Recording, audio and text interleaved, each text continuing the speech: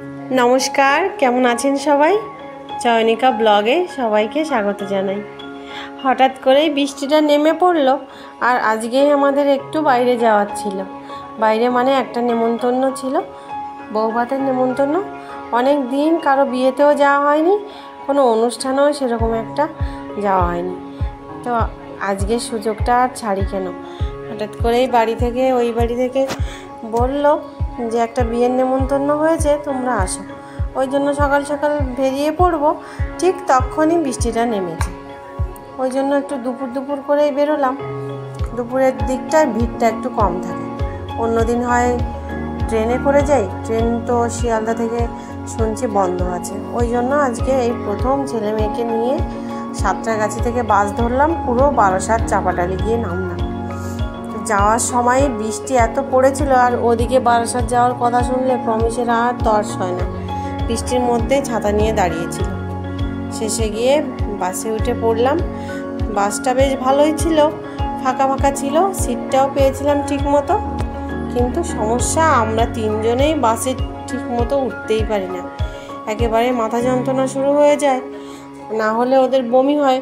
ওই জন্য আজকেটা একেবারে পেট ফাঁকা করেই এসছে। সকালে কোনো রকমে দুটো খেয়েছে, আর একেবারে না খাওয়া, কোনো বমি টমিও হয়নি। বেশ ভালো মতন বারাসাতে পৌঁছে গেছিলাম। পরদিনকে বৌভাতটা ছিল, কোনো রকমে বৌভাতটা কাটিয়ে খুব সুন্দর হয়েছে বৌভাতটা। অনুষ্ঠানে কোনো ত্রুটি ছিল না, খাওয়া দাওয়া সব দিক দিয়ে খুব ভালো হয়েছিল। তো পরদিন সকালবেলায় ওখানটায় সেই কিছু চিংড়ি মাছ কিনেছিলাম, বড় বড় চিংড়ি মাছ, 300 গ্রাম মতো চিংড়ি নিয়েছিলাম, আর কটা পালং শাক। ওইখানটার গ্রামের কাছাকাছি যে চাষিগুলো থাকে, ডিপটিউবওয়েল বাজার নামে একটা বাজার রয়েছে। তো ওইখানে কি সুন্দর সব রকম শাক পাতা সব রকমই পাওয়া যায়, খুব সুন্দর বাজারটা। ওই চাষিরা তাজা শাক নিয়ে আসে, আর এত কম দাম। যেখানে আমাদের সাঁতরাগাছিতে এক আটি শাকের দাম হয়তো 15-20 টাকাও নিয়ে নেয়, আর ওখানে 10 টাকায়ও এমনও আছে যে 10 টাকায় 3 আটি শাক পাওয়া যায়। এত ভালো লাগে। গেলে প্রায় আমি শাক পাতাগুলোই বেশি রান্না করার চেষ্টা করি। পালং শাক কেটে ধুয়ে রেখেছি, আর এদিকে আলুগুলো সরু সরু লম্বা করে কেটেছি। কিছু কাঁচা লঙ্কা দিয়ে দিলাম, তেলে ভেজে নেব। আর চিংড়িগুলো তো আগেই ভেজে নিয়েছি।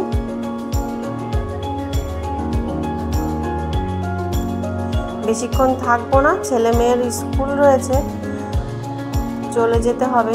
তো প্রমিস আবার একেবারেই আসতে চায় না ওখান থেকে। শাকগুলো দিয়ে দিলাম, আলুগুলো ভালো করে ভাজা হয়ে গেছে।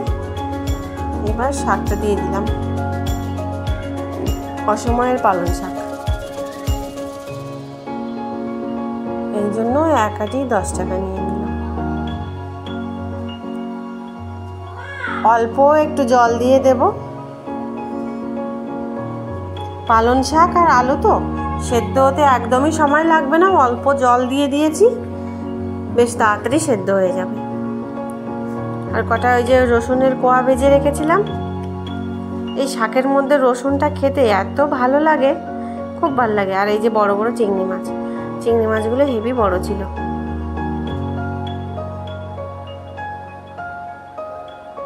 চিংড়ি মাছগুলো দেব, আর নামানোর আগে রসুনগুলো বেটে দেব। ব্যাস, কি সুন্দর খেতে হবে। পাতলা তরকারি, তেমন মশলাপাতি নয়, তার মধ্যে খুব সুন্দর স্বাদ লাগে।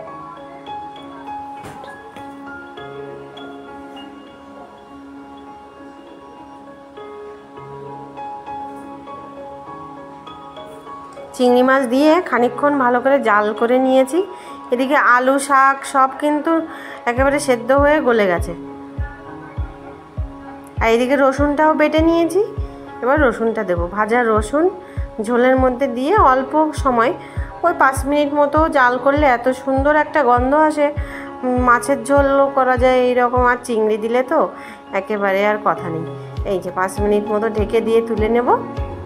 খুব সুন্দর গন্ধ আসবে, রান্নাটাও হয়ে যাবে। ব্যাস, রান্না হয়ে গেছে। এই দেখুন, চিংড়ি মাছগুলো কি সুন্দর গোটা রয়েছে, আর ঝোলটাও পাতলা। শাক দিয়ে খেতে কিন্তু খুব ভালো লাগে। এই যে বিকেলের দিকে বাড়িতে চলে এলাম।